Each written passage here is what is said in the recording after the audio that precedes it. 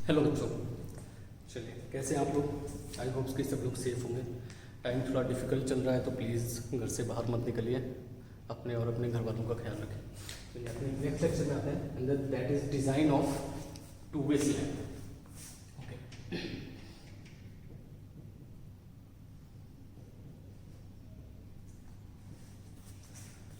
वैसे तो आप सब लोग पहले ही बहुत समझदार हो, बट आई थिंक कि मुझे कुछ बातें करनी चाहिए आपसे। पहले तो आप लोगों का बहुत नुकसान हो रहा है और मैं बहुत सैड हूँ इस बात से।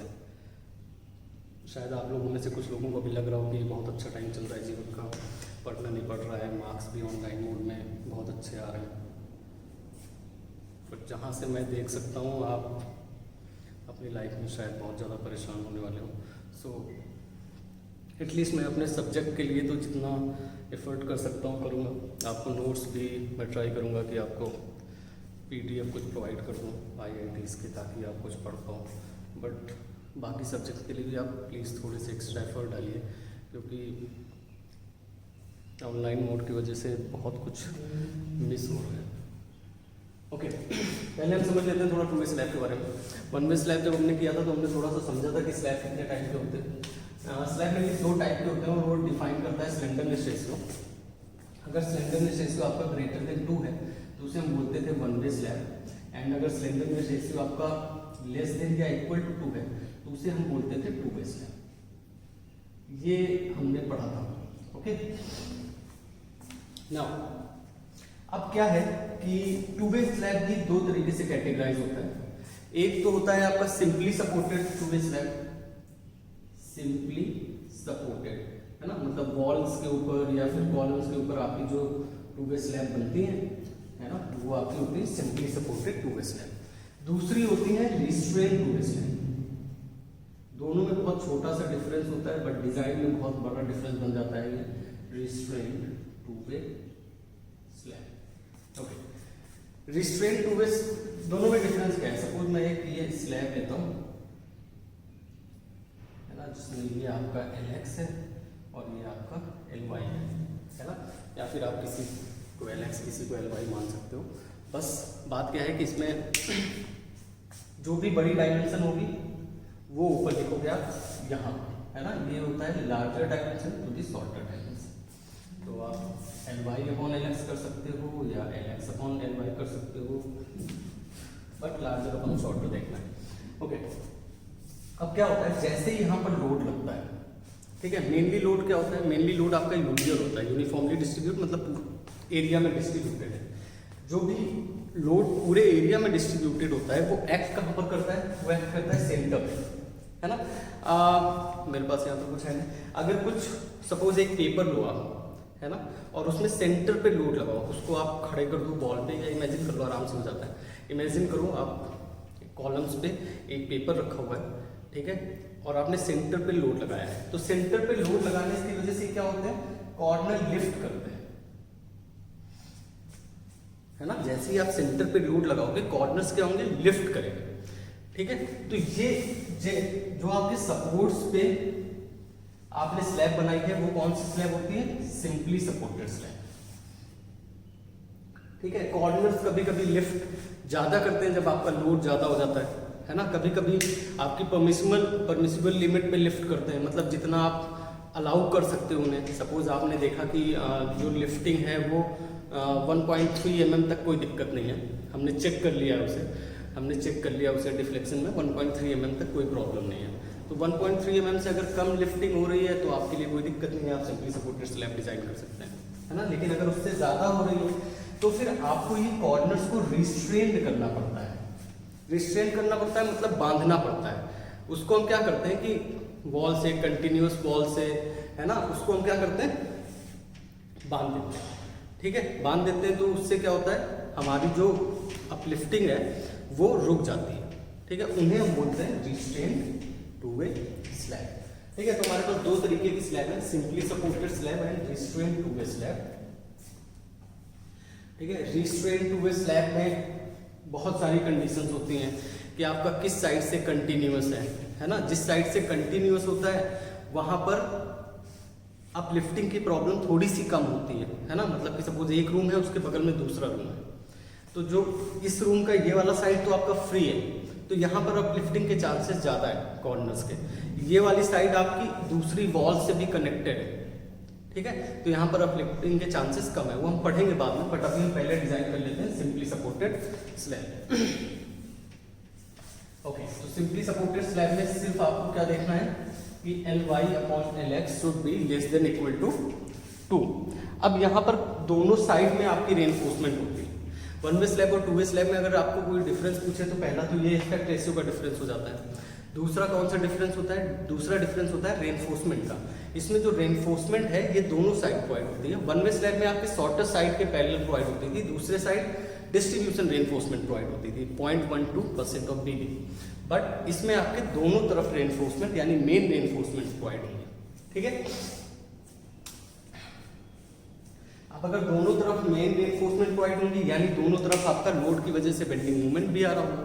लोड की वजह से बेंडिंग मूवमेंट अब यहां पर होता है mx equal to alpha x डब्ल्यू एल एक्स स्क्वायर, है ना। यहां पर x डायरेक्शन में लेंथ है and alpha y is equal to sorry m y is equal to alpha x sorry alpha y डब्ल्यू एल एक्स स्क्वायर। सारा काम होते हैं जिसमें करते हैं शॉर्टर साइड करते हैं, ऑलराइट।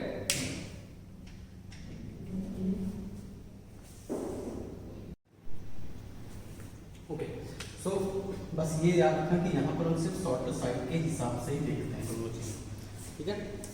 अब लॉन्गर साइड के हिसाब से देखोगे आप क्या होगा, बड़ी साइड यहाँ पर पुट कर दोगे, ये मूवमेंट ज़्यादा आ जाएगा, मूवमेंट ज़्यादा आ जाएगा, वो मूवमेंट आपका शॉर्टर साइड पे भी लग रहा होगा, फिर क्या होगा, शॉर्टर साइड उस मूवमेंट में फिल हो जाएगा, ठीक है। सो हमें यहाँ पर दोनों स्पैन्स कौन सी रखनी होती है, शॉर्टर स्पैन रखनी होती है, बस इतना ही ध्यान रखना होता है, ठीक है।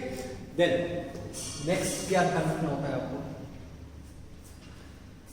अब यहाँ पर आती है बात सबसे पहले जो हम सबसे पहले स्टेप करते थे, है ना, जब हम बीम डिजाइन किया, हमने वन वे स्लैब डिजाइन किया, उसमें हम डेप्थ कैसे निकालते थे, effective depth length to depth ratio से, लेंथ या इसे स्पैन टू डेप्थ रेशियो भी बोलते हैं, लेंथ टू डेप्थ रेशियो, ठीक है। कितना रखते थे वो, फॉर सिंपली सपोर्टेड बीम या वन वे स्लैब के लिए कितना रखते थे, L/2 20 रखते थे, है ना, और कैंटिलीवर के लिए 7 रखते थे।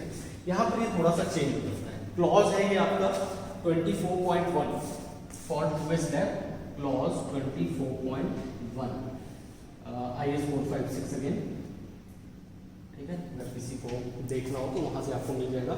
यहाँ पर लेंथ टू डेप्थ रेशियो आपकी सिंपली सपोर्टेड स्लैब्स के लिए, सिंपली सपोर्टेड स्लैब्स के लिए that value is 35 and for continuous this is 40. Length to depth ratio that is given in the clause 24.1 IS 456, जो आपकी सिंपली सपोर्टेड स्लैब के लिए that is 35 and for continuous slab that is 40, ठीक है। ये कब यूज होती है, जब आपकी जो शॉर्टेस्ट स्पैन है वो 3.5 मीटर तक हो, 3.5 मीटर तक हो, अप टू 3.5 मीटर, और जो आप स्टील यूज कर रहे हो वो आपका Fe250 हो, ठीक है। दो क्लॉज इसमें दिए हैं same length to depth ratio में, मैं आपको समझा देता हूं, उसमें पढ़ने में शायद आपको कंफ्यूजन हो, बहुत आसानी से समझ में आ जाएगा, कोई दिक्कत नहीं। सिंपली सपोर्टेड स्लैब के लिए, टू वे स्लैब के लिए 35, कंटिन्यूअस के लिए 40, ठीक है। बट यहां पर आपकी स्पैन होनी चाहिए 3.5 मीटर तक, जो शॉर्टेस्ट स्पैन है, और जो आपका स्टील यूज कर रहे हो आप मेन रेनफोर्समेंट के लिए that must be Fe250। But अगर इसके अलावा कुछ होता है यानी स्पैन बढ़ती है या फिर आप स्टील यूज कर रहे हो, suppose HYSD bars, deformed bars, है ना, या फिर TMT बार्स जैसे Fe500, है ना, Fe415 या Fe500 यूज कर रहे हो, तो क्या होता है, कुछ भी नहीं होता है, इसमें इन वैल्यूज में सिर्फ मल्टीप्लाई हो जाता है 0.8 का, मल्टीप्लाई 0.8 का, ठीक है। अब इसमें 0.8 का मल्टीप्लाई करते हैं, हम आता है 28, एक बार करके देख लेना आप, 8 5 40, 8 3 24, 28, ठीक है, इसमें मल्टीप्लाई करते हो आपकी वैल्यू आती है 32। ठीक है, सो हम याद रखने के लिए या थंब रूल बनाने के लिए हम ये कह सकते हैं, देखो ये मैक्सिमम वैल्यू है तो इसको हम रख देंगे 25 तक। ठीक है, और यहाँ पर 32 मैक्सिमम वैल्यू है तो इसको हम रख देंगे 30 तक। This is just a thumb rule, लेकिन आपको एग्जैक्टली पता होना चाहिए क्या होता है ना। एग्जैक्टली क्या होता है, ये 35 होता है, ये 40 होता है for up to 3.5 metre and FE250। इसके अलावा कोई केस होते हैं 0.8 का मल्टीप्लाई हो जाता है, वैल्यू आती है 28 एंड 32, है ना। 28 एंड 32, बट हमें ये मैक्सिमम वैल्यू है यानी मिनिमम डेप्थ मिलेगी इससे, इसके बारे में हम बात कर चुके हैं पहले। अब अगर ये मैक्सिमम वैल्यू है तो इससे कम वैल्यू रख सकते हैं, तो सिंपली सपोर्टेड के लिए हमने 25 ले लिया एंड कंटिन्यूअस के लिए हमने 30 ले लिया। आई होप यहाँ तक समझ में आ रहा है, आपको कोई डाउट नहीं है।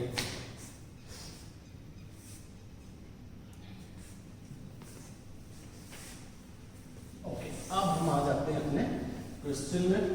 प्लीज अपना कैलसी अपने पास रखिए, बस कैलकुलेशन करते रहिएगा साथ साथ में, है ना। रेस्ट समझने वाला पार्ट बहुत कम है क्योंकि आप डिजाइन कर चुके हो, थोड़ा बहुत चेंजेस है बस वही करना है। ठीक है, चलिए question, design a simply supported roof slab for a clear span of 4 metre by 6 metre. जो क्लियर स्पैन दिया हुआ है आपका रूम का, clear span of room that is 3 metre by 6 metre. Then wall thickness is 200 mm all around. All around का मतलब है कि वॉल पे आपका स्लैब बना हुआ है और वॉल पर बना हुआ है, मतलब सिंपली सपोर्टेड स्लैब है ना। और वॉल है आपकी 200 mm की, वॉल थिकनेस इज 200 mm। ठीक है, और वॉल के यही सपोर्ट विड्थ है ना, तो इसी को हम क्या बोल देंगे, support width is 200 mm।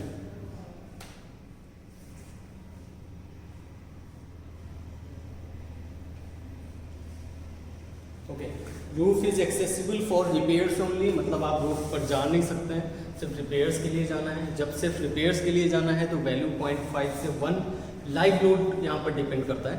Live load अगर आपकी रूफ एक्सेसिबल है, मतलब आप वहाँ पर जाएंगे, है ना।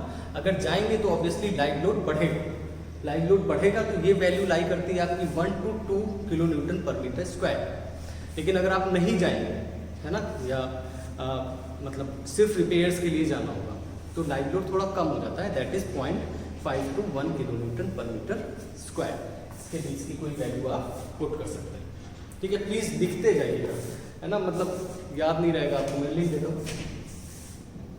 अगर आपकी एक्सेसिबल है रूफ तो ये होती है 1 to 2 kilo newton per metre square. और देखिए ऑब्वियसली ये डिपेंड करता है कि आप कौन सी बिल्डिंग डिजाइन कर रहे हैं, बट ये जनरल कंसिडरेशन है। अगर आप कोई पब्लिक बिल्डिंग डिजाइन कर रहे हैं तो वहाँ पर हो सकता है ये थोड़ा सा ज़्यादा हो, है ना। रेजिडेंशियल बिल्डिंग में हो सकता है थोड़ा सा कम हो।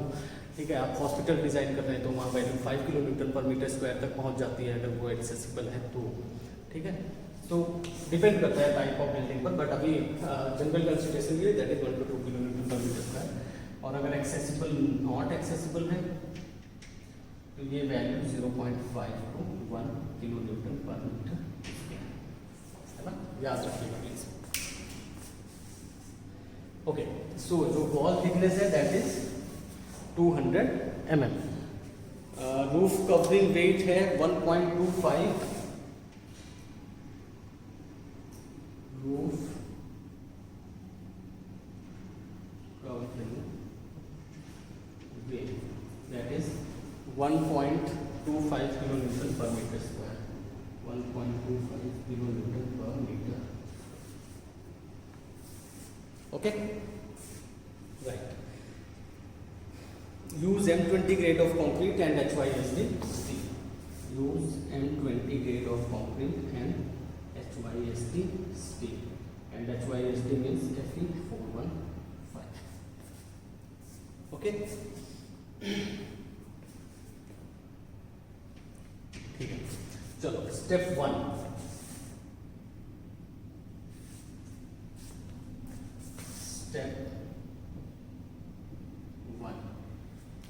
सबसे पहला स्टेप क्या होता था, एस्टिमेशन ऑफ स्लैब थिकनेस। अच्छा, इससे भी पहला स्टेप, इससे भी पहले आपको क्या देखना होगा कि आपका स्लैब कौन सा है। ठीक है, स्लैब कौन सा है तो जनरली आप सिर्फ इसी वैल्यू से देख लीजिए। ठीक है, वैसे तो हम इफेक्टिव लेंथ से देखते हैं, बट आपको कैसे पता चल जाएगा, L Y upon L X that is 6 upon sorry that is 4 meter by 6 meter, 6 upon 4 and that is 1.5 I guess, 1.5 is less than 2, तो कौन सी स्लैब हो जाएगी आपकी, you need to design 2-way slab। ठीक है, the clearest kind of room is 4 meter by 6 meter, गलती हो गई थी 3 meter by 6 meter लिख दिया। ओके, स्टेप 1, एस्टिमेशन ऑफ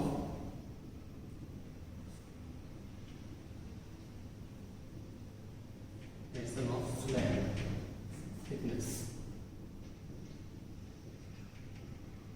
कैसे निकालते हैं, L/D रेशियो से। ठीक है, L/D रेशियो से निकालते हैं। So L/D this is equal to कितना रखना है हमें, 25, हमने अभी देखा है फ्रॉम रूट से। और यहाँ पर L कौन सा है, शॉर्ट साइड, तो LX रख देते हैं। So that is 4000 divided by 25, this is equal to D। ठीक है, और ये आ जाता है हमारा 160 mm।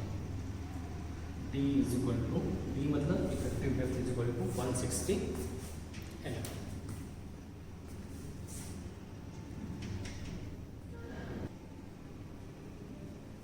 ओके, अब यहां से ओवरऑल डेप्थ निकाल लेते हैं। ओवरऑल डेप्थ, ओवरऑल डेप्थ कैसे निकालेंगे, effective depth plus clear cover plus reinforcement by 2 यानी 5/2,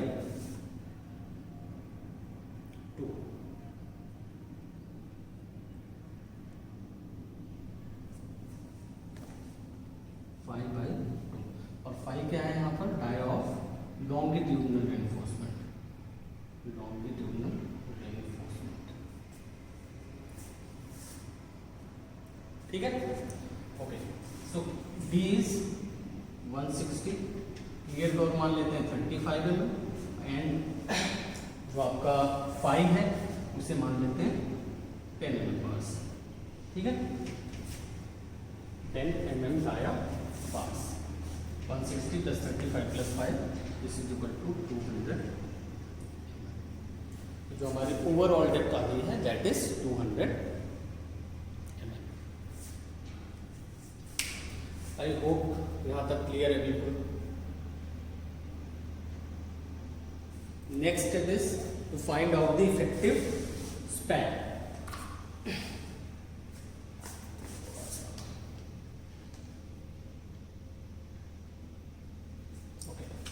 Step number 2.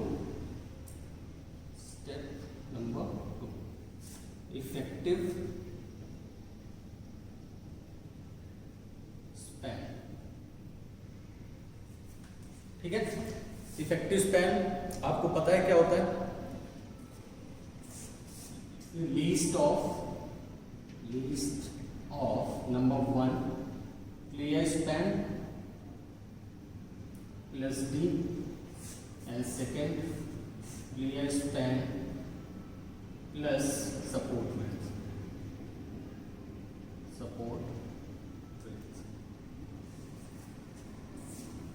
ठीक है।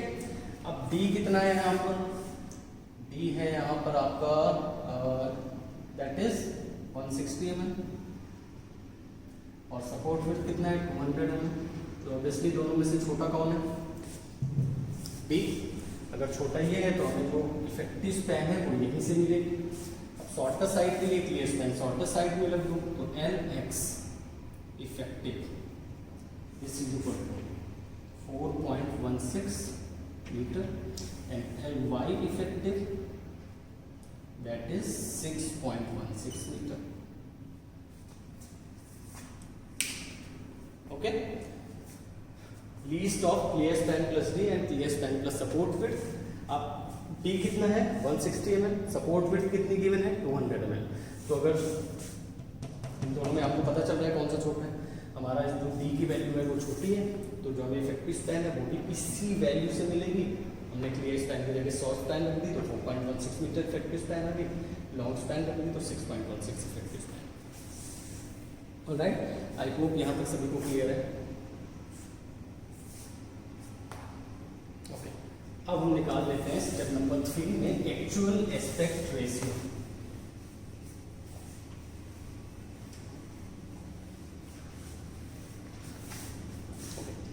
एक्चुअल स्टेप नंबर 4 था इस, है ना, एक्चुअल एस्पेक्ट रेशियो। अब एक्चुअल एस्पेक्ट रेशियो क्या होता है, Ly upon Lx effective, that is 6.16 divided by 4.16, है ना, एंड 6.16 इज इक्वल अपॉन 4.16, ये वैल्यू आती है 1.48, nearly equal to 1.5, is 1.48, that is nearly equal to 1.5।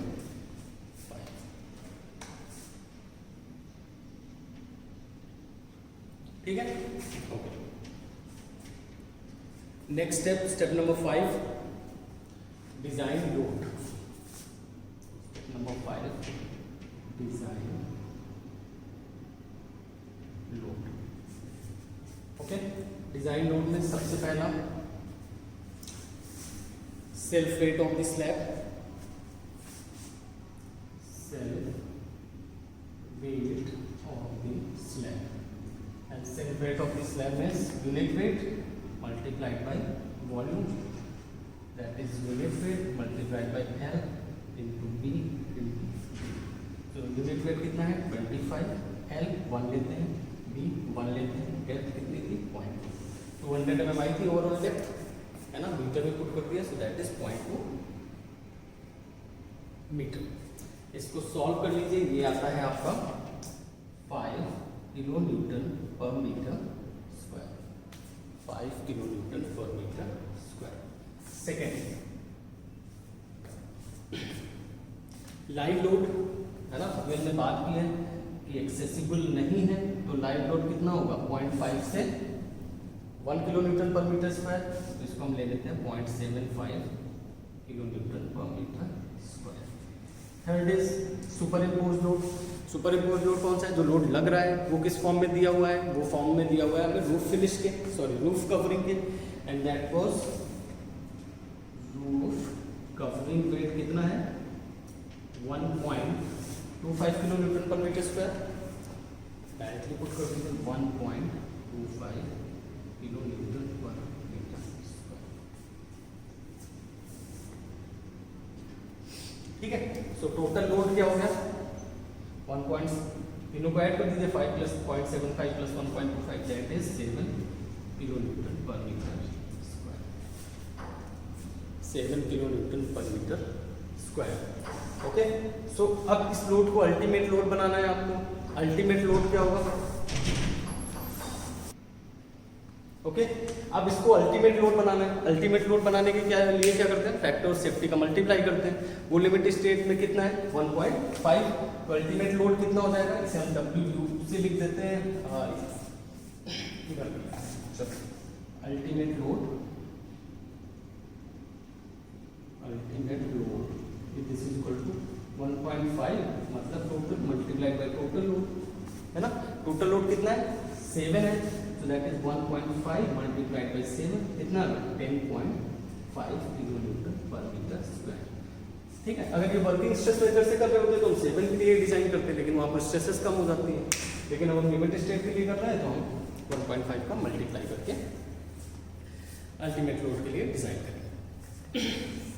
Clear है, चलो next step, step number 6, ultimate bending moment, ultimate bending moment.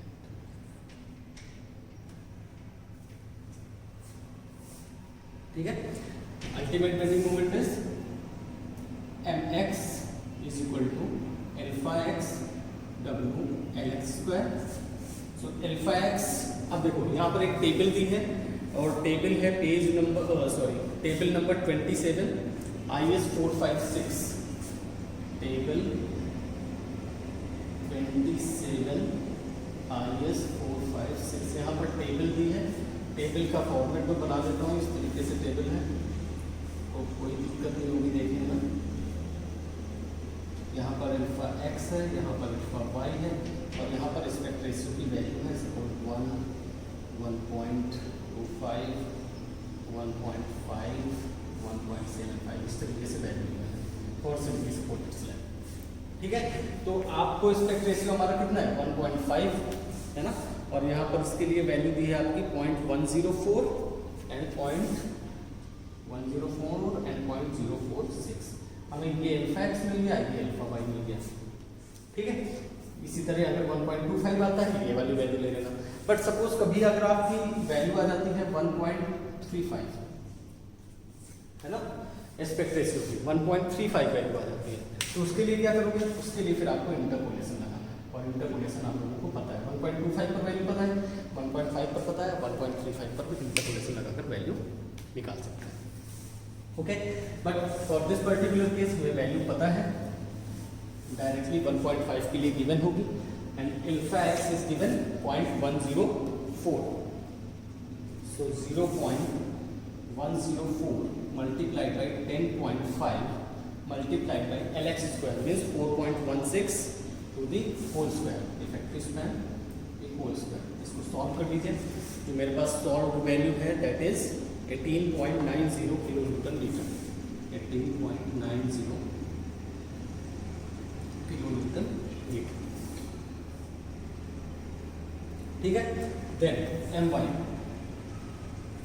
Alpha Y into W into L x square, यहाँ पर भी source time होगा।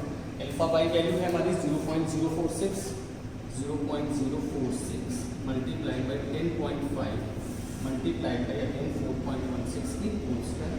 This is equal to, मेरे पास solve value है that is 18.33 kilo newton metre, 18.33 kilo newton. ठीक है, अब देखिए, अब सही तरीका क्या है डिजाइन करने का? सही तरीका ये है कि हम इस मूवमेंट से एक्स डायरेक्शन में रेनफोर्समेंट निकालें आपकी, इस मूवमेंट से वाई डायरेक्शन में मूवमेंट निकालें आपकी। बट अगर आपको सिर्फ एग्जाम के लिए करना है, क्वेश्चन के लिए करना है, देखो मैं सिर्फ फिर से वही बोल रहा हूँ कि आप सही तरीके से कोशिश करो, है ना। एग्जाम में टाइम ज़्यादा लगता है आपको, लेकिन आप अभी तो एग्जाम नहीं दे रहे हो, तो अभी आप प्रैक्टिस कर सकते हो। सो हम क्या करेंगे, इस मूवमेंट से एक्स डायरेक्शन में रेनफोर्समेंट निकालेंगे, इस मूवमेंट से वाई डायरेक्शन में मूवमेंट निकालेंगे। मैं सिर्फ एक डायरेक्शन में आपको बता देता हूँ, बाकी आप अपने आप ट्राई करके देखो। ठीक है, ओके। सो ये मूवमेंट याद रखिएगा। अब हम अगला स्टेप करते हैं। अगर आपको एग्जाम में करना है तो क्या करोगे, एग्जाम में हम देखेंगे कि मैक्सिमम मूवमेंट क्या लग रहा है।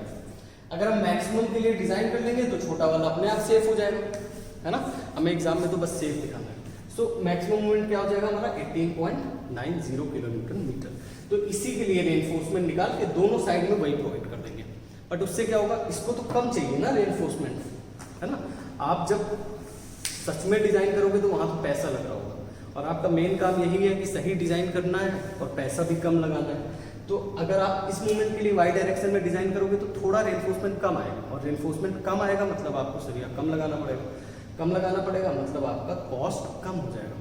ठीक है, तो इसलिए हम अलग अलग डिजाइन करते हैं। मैं इसके लिए आपको करके बता देता हूँ, इसके लिए आप अपने आप करोगे। चलिए, तो अल्टीमेट मूवमेंट हो गया हमारा 18.90 kilo newton metre. Step number 6,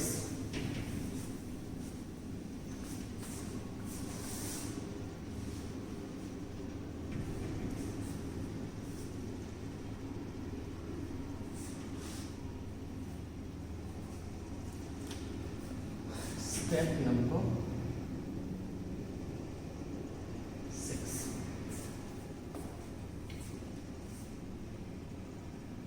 okay, अब स्टेप नंबर 6 में हम क्या करेंगे, हम निकाल लेते हैं लिमिटिंग मूवमेंट ऑफ रेजिस्टेंस, है ना। और Fe15 के लिए पहले चेक कर लेते हैं ना कि ये कहीं ओवर रेनफोर्स तो नहीं बन रहा है, ठीक है। तो लिमिटिंग मूवमेंट ऑफ रेजिस्टेंस के लिए फॉर्मूला क्या था, 0.138 FCK into BT square. 0.138 FCK कितना है 20 है, B कितना है 1000 mm, है ना, क्योंकि ये वैल्यू 20 न्यूटन पर mm स्क्वायर में ना, तो इसलिए वैल्यू हम mm में पुट कर रहे हैं। इंटू डी की वैल्यू कितनी है 160, यानी 160 टू दी होल स्क्वायर। इसको सॉल्व करिए, वैल्यू आती है 70.66 kilo newton metre, 70.66 kilo newton metre, ठीक है। मतलब जो आपका कंक्रीट आप यूज कर रहे हो, जो आप मटेरियल यूज कर रहे हो, यानी आरसीसी टोटल कंक्रीट और स्टील का ग्रेड यूज कर रहे हो, उसकी स्ट्रेंथ इस साइज में, ये विड्थ और डेप्थ में 70.66 है। और आपको चाहिए कितनी, आपको चाहिए 18.90, मतलब सेफ है, मतलब ये अंडर रेनफोर्स सेक्शन बन रहा है, ठीक है। अब इसको आप दूसरी तरीके से भी चेक कर सकते हो, वो फिर से आप करोगे। और चेक फॉर डेप्थ, आपने डेप्थ प्रोवाइड की है ना। अब इस मूवमेंट को यहां पर MU इज इक्वल टू रखो 0.138 FCK इंटू BD स्क्वायर। ये M रखो आप 18.90 into 10 to the power 6, 0.138 into 20 into 1000 into D square, ठीक है। मतलब इतने मूवमेंट के लिए आपको कम से कम कितनी डेप्थ चाहिए होगी, वो यहां से आ जाएगा, है ना। इतने मूवमेंट के लिए इस कंक्रीट और इस स्टील के साथ आपको कितनी डेप्थ चाहिए होगी, वो आ जाएगा।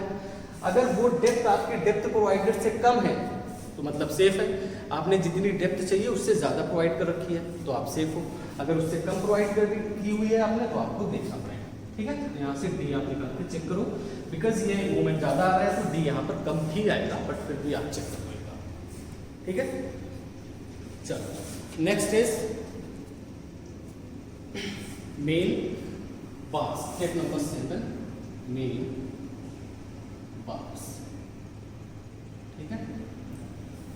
अब इसके लिए आपके पास फॉर्मूला है AST is equal to 0.5 FCK upon FY into 1 minus under root 1 minus 0.46 MU upon BD square into B into D,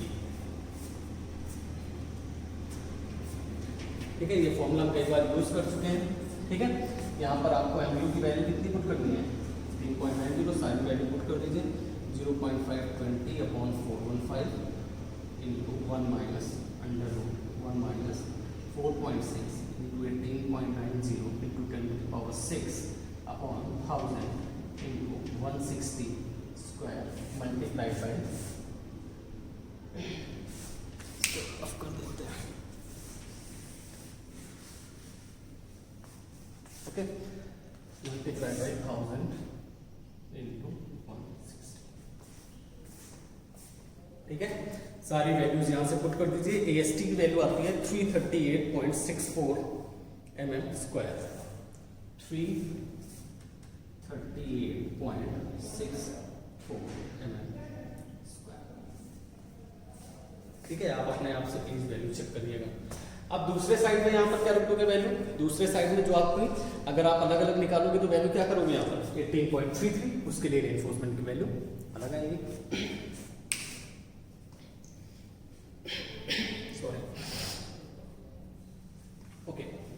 अब इसकी स्पेसिंग निकाल देते हैं, स्पेसिंग, और स्पेसिंग का फॉर्मूला क्या होता है 1000 divided bye AST required upon AST of 1 bar, so that would be 1000 divided by 338.64 divided by pi by 4 into 10 square, ठीक है। 10 mm की बार से यूज कर रहे थे आप, तो एक बार का एरिया क्या होगा pi by 4 into 10 square, और ये आता है आपका 231.9 mm, ठीक है। अब इसको 231.9 mm। इसको राउंड ऑफ कर देते हैं 200 mm। इसको चेक कर लेते हैं, 3 वैल्यूज होती हैं, एक तो वैल्यू जो कैलकुलेट हो गया है, दूसरी है 300 mm और तीसरी है 3D। 3D means 3 into 160 that is 480 mm। इन तीनों में से जो वैल्यू मिनिमम होती है वो आपकी स्पेसिंग हो जाती है। तो spacing provided is equal to 200।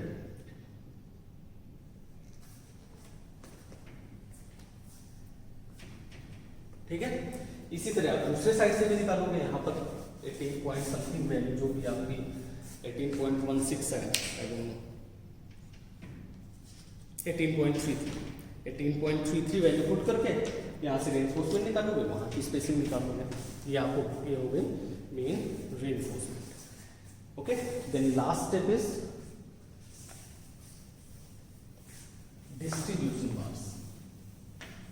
Distribution bars step number 8 percent I don't know. Distribution bars। ठीक, क्या होता है 0.12% ऑफ B into D, है ना, यानी 0.12 upon 100 into B 1000 mm into D 240 mm square, 240 mm square। अब ये आप 8 mm बार से यूज कर लो क्योंकि आपने मेन रेनफोर्समेंट 10 की यूज किया, तो इससे थोड़ा छोटा यूज करना होता है। अब इसकी स्पेसिंग निकालो, spacing equal to 1000 upon ASP required divided by 81, so 1000 divided by 240 divided by 5/4 into 8 square, है ना। यहाँ पर प्लीज लिख दीजिएगा, है ना, providing 8 mm provided 8 mm distribution bars. ठीक है, इसको सॉल्व करेंगे, आपकी वैल्यू आती है 209.44 mm। इसको भी राउंड ऑफ कर दीजिए, दैट इज 200। ठीक है, राउंड करके 200 mm। ठीक है, अब इसको भी चेक करते हैं, इसको चेक करते हैं हम 550 एंड 450 mm से, यानी 5 into अगेन 160 यानी 800 mm एंड 450 mm। तो इन तीनों वैल्यूज में से मिनिमम कौन सा है 200 mm। तो again spacing provided is equal to 200।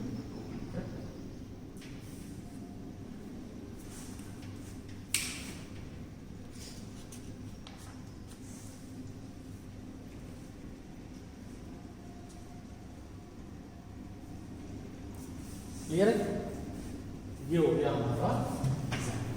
तो अब आपने अगर सेम आपको 10 mm बार से मतलब आप मैक्सिमम मूवमेंट भी इससे प्रोवाइड कर रहे हैं, तो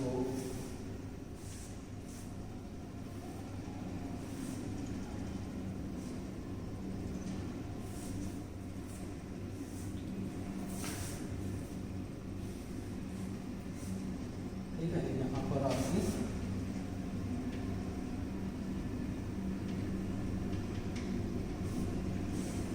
एक्स डायरेक्शन है, वाई डायरेक्शन।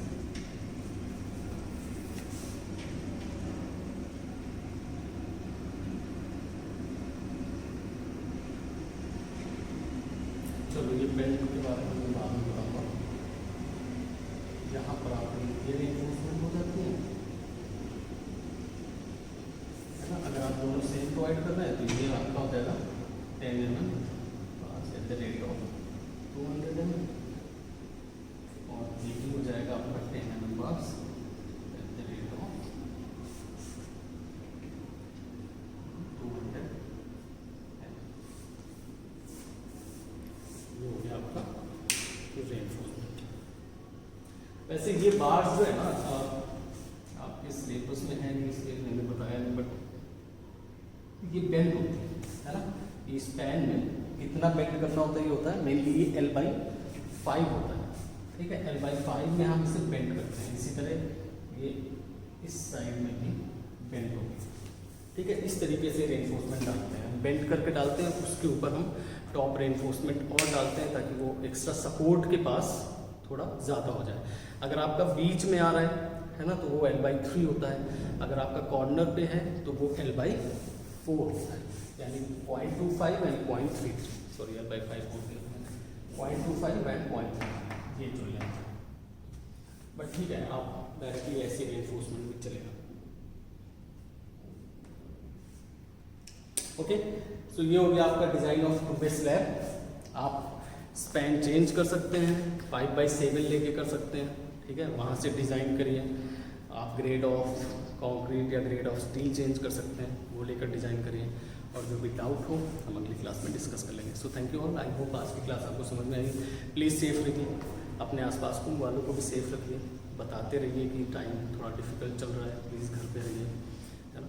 सो अगली क्लास में मिलते हैं। Thank you all.